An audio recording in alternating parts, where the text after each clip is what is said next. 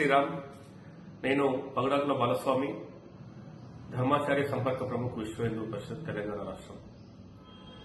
నిన్నటి రోజు అత్యంత ఘోరమైనటువంటి లాఠీ చార్జీ జరిగింది. పవిత్రమైనటువంటి శ్రీశైలం పుణ్యక్షేత్రంలో సాధు సంతులు శివస్వాములపై ప్రభుత్వం లాఠీ చార్జీ చేయడాన్ని మేము తీవ్రంగా ఖండిస్తున్నాము. అత్యంత పవిత్రంగా పూజలు చేసి ఇరుముళ్లతో శ్రీశైలం మల్లికార్జున స్వామి దర్శనానికి వచ్చినటువంటి భక్తులపై అక్కడ ఉన్నటువంటి అధికారులు, పాలక యంత్రాంగము నిర్లక్ష్యం చూపుతూ అక్కడ ఏర్పాట్లు చేయడంలో విఫలమైనటువంటి ఆ యొక్క ఆలయ నిర్వాహకులు ఆ యొక్క తప్పిదాన్ని కప్పిపుచ్చుకోవడము, దానివల్లనే జరిగినటువంటి తీవ్ర సంక్షోభం వల్ల ఈరోజు భక్తులపై, శివస్వాములపై దాడి చేయడాన్ని విశ్వ హిందూ పరిషత్ తీవ్రంగా ఖండిస్తున్నది. శ్రీశైలం అనేది ప్రభుత్వ జాగీరు కాదు, అది హిందువుల మనోభావాలకు సంబంధించినటువంటి పుణ్యక్షేత్రం. అది అక్కడ లాఠీలతో పనిచేపాల్సిన అవసరం లేదు.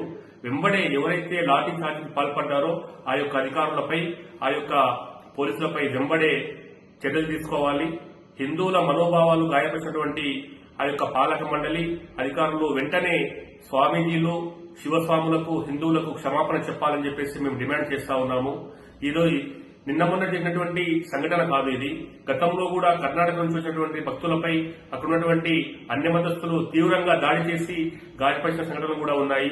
ఇది కేవలము ప్రభుత్వ సొత్తు కాదు, హిందువుల మనోభావాలకు సంబంధించినటువంటి ఆధ్యాత్మిక కేంద్రం అనేటటువంటి విషయం పాలకులు, అక్కడ ఉన్నటువంటి అధికారులు గుర్తించాలని చెప్పేసి మేము డిమాండ్ చేస్తా ఉన్నాము. నిన్న కొద్దిమంది స్వామీజీలు అధిక సంఖ్యలో ఇరుముడులు కట్టుకొని అత్యంత పవిత్రంగా 40 రోజుల పాటు దీక్షలు చేసి మల్లికార్జున స్వామి దర్శనానికి వచ్చినటువంటి సందర్భంలో విచక్షణ రహితంగా దాడికి పాల్పడడం అనేది హేయము, ఇది అప్రజాస్వామికము. కాబట్టి అక్కడ స్వామీజీలు, శివస్వాములు ఎంతమంది వస్తారో అంచనా వేయకపోవడము, వచ్చినటువంటి స్వామీజీలకు సరైనటువంటి వసతులు కల్పించకపోవడము, వారికి నీరు, పాలు, ఆహారం అందించకపోవడము, లేకపోతే రకరకాల తప్పిదాలను కప్పిపుచ్చుకునేటటువంటి స్థితిలో ఈ రోజు ఆ యొక్క శ్రీశైలం అధికారులు, పాలక మండలి ఉందని చెప్పేసి మేము విమర్శిస్తా ఉన్నాము. కాబట్టి ఇప్పుడైనా ఈ యొక్క దాడికి బాధ్యులు ఎవరో వెంబడే ప్రభుత్వం గుర్తించి వారిపైన కఠినమైనటువంటి చర్యలు తీసుకోవాలి.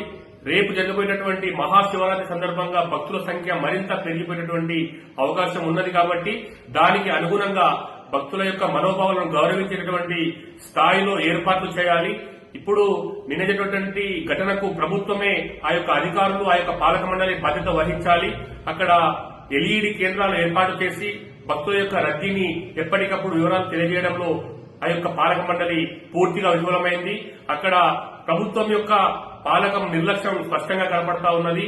అధికారులు కావచ్చు, ఎవరు కూడా సరైనటువంటి దిశానిర్దేశం చేయకపోవడం వల్ల గందరగోళం ఏర్పడింది.